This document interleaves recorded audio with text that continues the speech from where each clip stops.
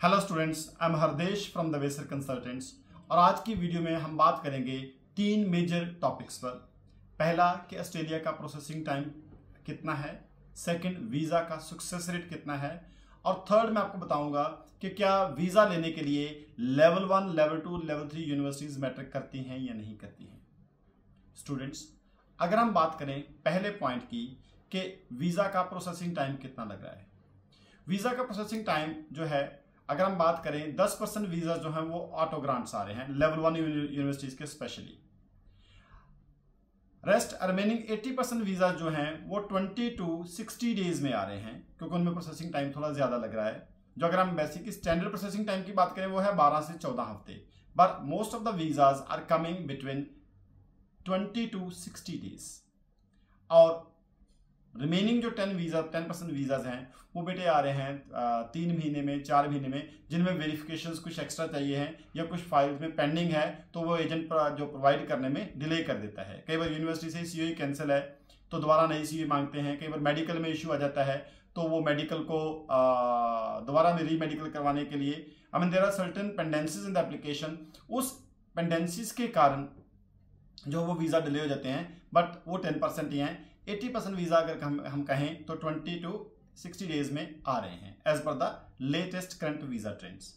अगर मैं visa success rate की बात करूं तो वीज़ा सक्सेस रेट अच्छा है, लेकिन यूनिवर्सिटीज़ के लिए अब मैं आपको बताता हूं कि ऑस्ट्रेलिया में 2 तरह के वीज़ा नॉर्मली पाए जाते हैं। एक VET sector, vocational education and training sector, second is higher education sector. अगर वेट सेक्टर की बात करूं तो उसमें तो वीज़ा आ ही नहीं रहे हैं। It's less than 5% approval rate for Indian students, वो भी मैंने ज़्यादा कह दिया है। अगर मैं हायर एजुकेशन की बात करूं तो हायर एजुकेशन में 2 चीज़ें आती हैं, एक यूनिवर्सिटी सेक्टर, एक कॉलेज सेक्टर। कॉलेज सेक्टर का वीज़ा सक्सेस रेट भी काफ़ी कम है, it is below 20%, and again 20% में ज़्यादा कह रहा हूँ।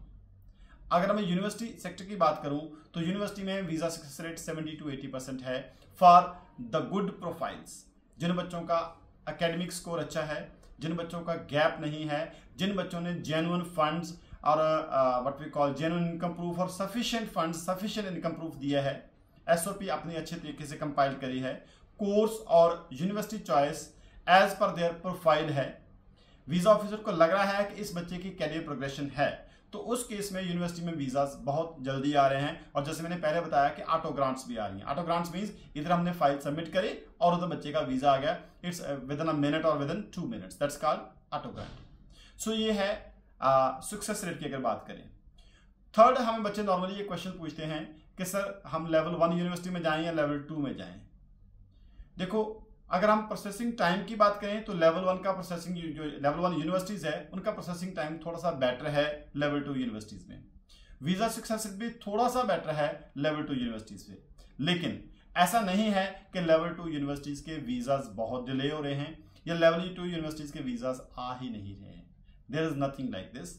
आप देखिए कि आपको जो कौन सी यूनिवर्सिटी सूट कर रही है, कहाँ पे आपको अच्छा स्कॉलरशिप मिल रहा है और कहाँ पे आपको वो कोर्स मिल रहा है जिसमें आपकी कैरियर प्रोग्रेशन हो रही है और आप वीज़ा ऑफिसर को सेटिस्फाई कर पा रहे हो वीज़ा देने के लिए।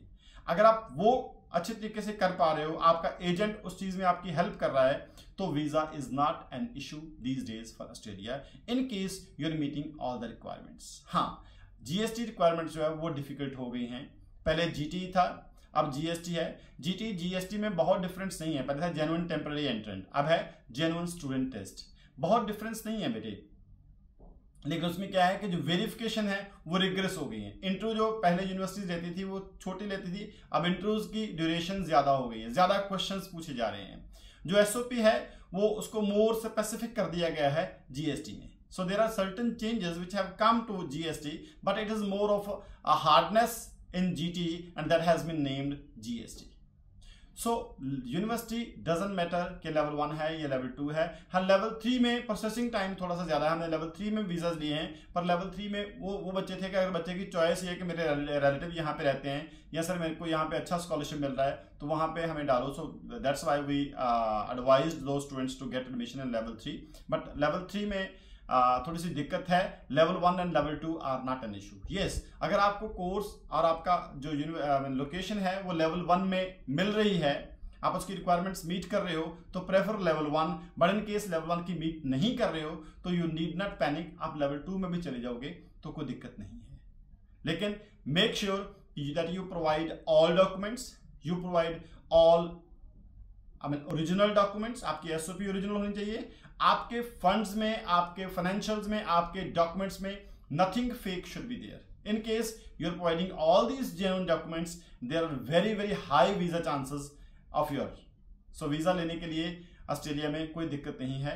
So we are 25 years experienced in education sector. We can help you in getting admission in all universities of Australia, in all public colleges. उसे हम वहाँ पे public college को TAFE बोलते हैं, Technical and Further Education. In all TAFE colleges of Australia. So come to the Vassar. We are there to help you. Thank you.